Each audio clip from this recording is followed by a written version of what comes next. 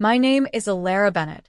I was 31 when everything changed, the year my husband died, and the year I learned that grief has a price, and some families only pay it in cruelty. The funeral was still fresh, the flowers on the porch not yet wilted, when my mother-in-law knocked on the door of the house I had lived in for 6 years. She didn't ask to come in. She stood in the frame with her coat buttoned to the throat, as if she were already leaving, and told me the house had never really been mine. Daniel's name was on the deed, she said. Not yours. You understand. I did not understand. I stood there holding my 6-month-old twins, one on each hip, my arms trembling not from their weight but from something heavier, the sudden, dizzying realization that the people who had called me family for 6 years were now speaking to me like a tenant behind on rent. There was no shouting. That was the strange part. Grief had drained everyone of the energy for shouting. Instead, there was a terrible, businesslike calm. Papers slid across the kitchen table, a moving date circled in red pen, a check for an amount that felt less like generosity and more like payment for silence. I remember looking down at my daughters' faces, so unaware of what was happening above their heads, and thinking, I will not let this be the story of how we disappeared. I packed what I could in 2 days. Bottles, a box of Daniel's letters, the twins' baby books, and my late husband's old wristwatch, which no one thought to ask for because grief had made me invisible before it made me convenient to remove. I didn't cry in front of them. I promised myself that much.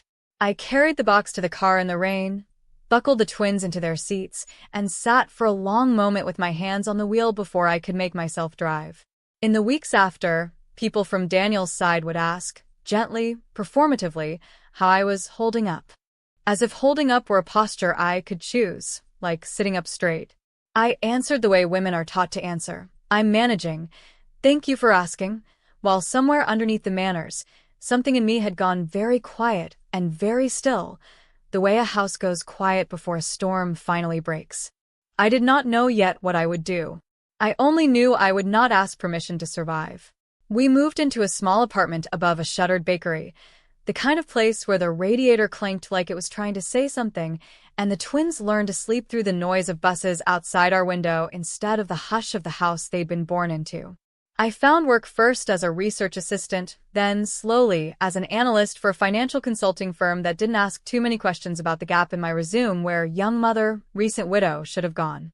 I was good at the work, better, maybe, than I'd let myself be before, when being good at things had felt like something to apologize for in a house where my husband's family measured worth by inheritance, not effort. At night, after the twins slept, I would sit at the kitchen table with Daniel's letters. He had written to me before we were married, long emails when he traveled for work, sentimental in a way his family never was. In one of them, written the year before he died, he had said something I hadn't understood the weight of at the time. If anything ever happens to me, don't let them make you small. You're the strongest person I've ever loved, and they've never known what to do with that. I read it more times than I could count. Some nights it felt like comfort. Other nights it felt like a warning he hadn't lived long enough to explain. It was in one of those late boxes, tucked behind old photographs, that I found something else, a folder of documents Daniel had kept without telling anyone, financial records from his family's business, notes in his own handwriting about discrepancies he'd been quietly investigating before he died. I hadn't known he was looking into it. I hadn't known there was anything to look into. I didn't open the folder that first night. I closed it, set it on the table, and sat with my hands flat against the wood, feeling something in my chest shift. Not anger, not yet, but the first stirring of a question I would spend the next 2 years answering. What had he found? And why had no one ever mentioned it? I told myself I would look into it eventually, carefully, without letting it consume the fragile life I was building for my daughters. But some truths, once glimpsed, don't wait patiently in a folder. They wait for you to be ready, and then they knock. I did not confront anyone. Not yet. Confrontation, I had learned, was a luxury for people who weren't afraid of losing what little ground they had left. Instead, I did what I had always done best. I paid attention. I kept my job, kept the twins in their routines, kept showing up to the family gatherings I was still occasionally, grudgingly invited to, The ones where I sat at the end of the table and answered polite questions about how the girls were doing, while quietly cataloging every mention of the business, every strained glance between Daniel's brother and his father, every unfinished sentence. The folder Daniel had left behind pointed towards something specific. Funds moved through accounts that didn't match the business's public filings, a pattern that stretched back years before his death. I wasn't an investigator. I was an analyst, and analysts are patient by trade. I cross-referenced what I found with public records during my lunch breaks, in the hush of the office library, in the after-hours quiet when the twins were finally asleep and the apartment held nothing but the hum of the radiator and my own careful breathing. There were nights I doubted myself. I would look at the twins sleeping in their shared room, their small chests rising and falling, and think, is this worth the risk? What if I'm wrong? What if I lose even more than I already have? But then I would remember the coldness in my mother-in-law's voice at that door 2 years ago. You understand. And I would understand something else instead. That silence had never protected me. It had only ever protected them. I confided in one person, Marisol, an old co-worker of Daniel's who had quietly kept in touch with me since the funeral, when everyone else's calls had trailed off. She was sharp, unsentimental, and had no loyalty left to spend on Daniel's family. If you're going to do this, she told me over coffee one evening, the twins asleep in their stroller between us, do it right. Do it so it can't be dismissed as a grieving widow's grudge. She was right. I spent the following months building something that couldn't be waved away. Documents, dates, verified discrepancies, a paper trail as cold and precise as the voice that had once told me a house was never mine. I was not building a weapon. I want to be clear about that, even now. I was building a mirror. I wanted them to see, plainly, undeniably, what they had done, not just to me, but to the truth Daniel had died still trying to understand. There is a particular kind of loneliness in knowing something before anyone else does. I carried it through that whole 3rd year, through the twins' 2nd birthday, through late nights when I second-guessed every conclusion I'd drawn, through the ordinary exhaustion of being both mother and investigator to 2 lives that had nothing to do with the truth I was chasing except that they depended on me to get it right. I found the final piece almost by accident. A former employee of the family business, a woman named Priya, who had left under circumstances no one discussed, agreed to meet me after Marisol connected us. She had kept records too, not out of foresight, but out of self-protection, the instinct of someone who had once been blamed for something she hadn't done.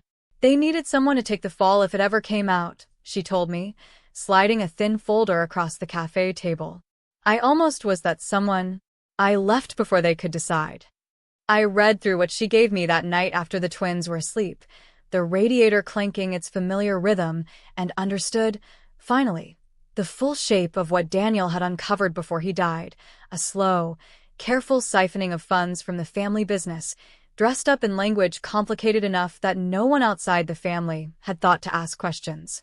Money that had, among other things, funded the comfortable, unbothered lives of the very people who had stood in a doorway and told a grieving widow that a house had never been hers. I did not feel triumphant. I want to be honest about that. I felt tired and sad and strangely protective of the man who had married me, of the fact that he had died still trying to do the right thing quietly, the way he'd done everything. I thought about simply handing the documents to a lawyer and letting the consequences unfold in private, in courtrooms and closed-door settlements, the way these things usually do for families with enough money to keep things quiet. Part of me wanted that. It would have been easier. But there was another part of me, the part that remembered standing in the rain with 2 babies and a box of everything I had left, that wanted the truth spoken somewhere it couldn't be paid to disappear. I didn't decide that night. I let the folder sit closed on the table, the way I had once let Daniel's discovery sit closed for months, and I thought about what it would mean to finally stop being quiet. The call came from a journalist named Renata Cole, who was working on a story about financial misconduct in family-run companies, an entirely different lead that happened, through the strange threading of small industries, to intersect with the name Bennett. She didn't know about me at first. She was calling business contacts, following threads. When my name came up as Daniel's widow, she reached out expecting, I think, a brief and cautious comment. Instead, I asked to meet her in person. I brought nothing with me to that first meeting except a single folder, not everything, just enough to show her I wasn't a grieving woman with grievances dressed as evidence, but someone who had done the work. "Why now?" she asked me, studying me carefully across the table. "Why not years ago?" "Because 2 years ago, I only had grief," I told her. "Now I have proof." I want to be honest about the fear I felt in that moment, because the story I am telling is not one of a woman who became fearless. I never did. I was afraid of retaliation, afraid of what a public reckoning would mean for the twins as they grew older, afraid, even, of what it would feel like to watch a family I had once, briefly, loved be undone in public. But I thought of the letter Daniel had written me, folded now soft at its creases from being read too many times. "Don't let them make you small." I gave Renata everything, over the following weeks, carefully, methodically, the way I had built it. She verified it independently, the way good journalists do, cross-checking against Priya's records, against the discrepancies I'd traced, against filings that told their own quiet story once someone finally looked closely enough. I did not ask for revenge in that folder. I asked for the truth to exist somewhere it couldn't be erased. The twins were 3 years old when the story ran. I remember tucking them in that night, unaware that somewhere, printing presses and news segments were preparing to say a name I had once been asked to give up quietly at a kitchen table. I did not expect to be on television.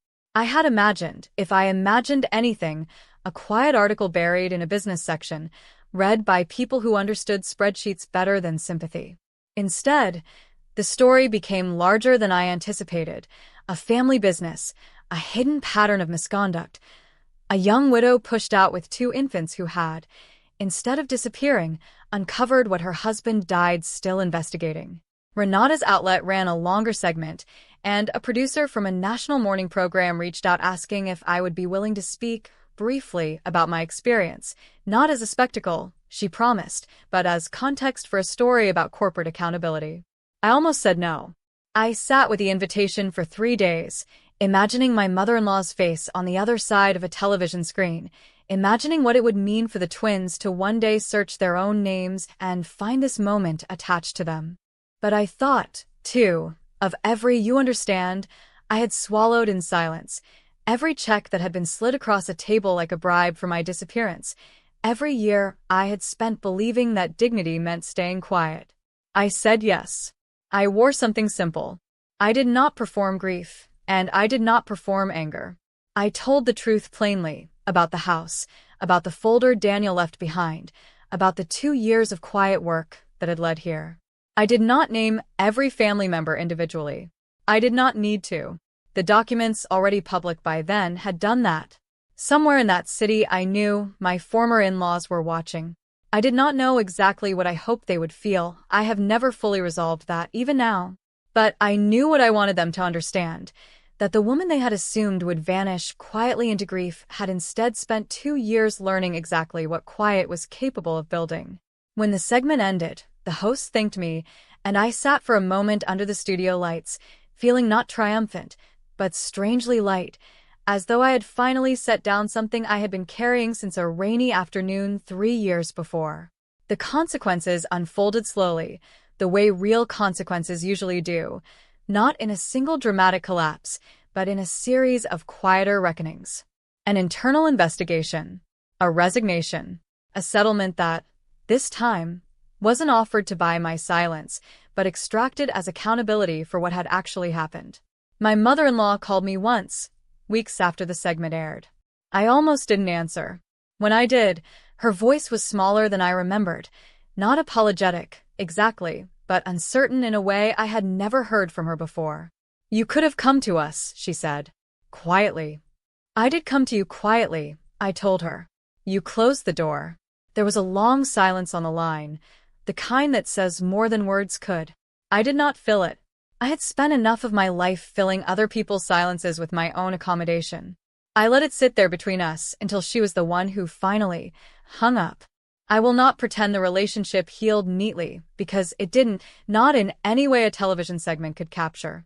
Some doors, once closed, simply stay closed, not out of cruelty, but because trust, once broken at its foundation, doesn't rebuild itself just because the truth has finally been spoken aloud.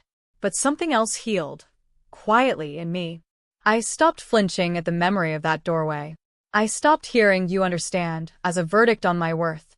I began to understand, instead, that the 2 years I had spent building a case in silence had also, without my quite noticing, rebuilt something in myself, a version of me who no longer needed anyone's permission to take up space in her own life. The twins were too young to understand any of it then. One day, I know, they will ask. And I will tell them the truth, the whole of it, not as a story of revenge, but as a story of what their father tried to do quietly and what I finished after he couldn't. Now, when I think back to that rainy afternoon, the box in my arms, the twins buckled into their car seats, the house disappearing in the rearview mirror, I no longer feel the sharp, breathless panic I felt then. I feel something closer to distance, the kind that comes only after you've walked far enough away from a moment to see its full shape. I kept Daniel's watch. It sits on my dresser now, beside a photograph of the three of us from a spring afternoon before any of this began. I don't wear it often. I don't need to. I carry what it represents differently now, not as grief, but as a kind of quiet inheritance. Don't let them make you small. The twins are older now, old enough to ask questions about their father, about the folder that still sits, carefully preserved, in a drawer I will open for them when they're ready. I will tell them he was a careful man who noticed things others chose not to see, and that his last quiet act of love was leaving me a truth I would need, even though neither of us knew it yet. I did not build a life out of vengeance. I want that understood, even now, even after everything. What I built was simpler and harder than revenge. I built a life where my daughters would never have to watch their mother disappear quietly because someone else decided she was inconvenient. Some nights, when the apartment is finally quiet and the radiator has stopped its clanking, I think about that doorway again, not with anger anymore, but with something like recognition. It was, in its own cruel way, the beginning of everything that came after. The door that was meant to close on me instead opened onto a different kind of life, one I built plank by plank, document by document, quiet decision by quiet decision. I did not need a house with someone else's name on the deed. I built one with mine. Ajweera Bennett.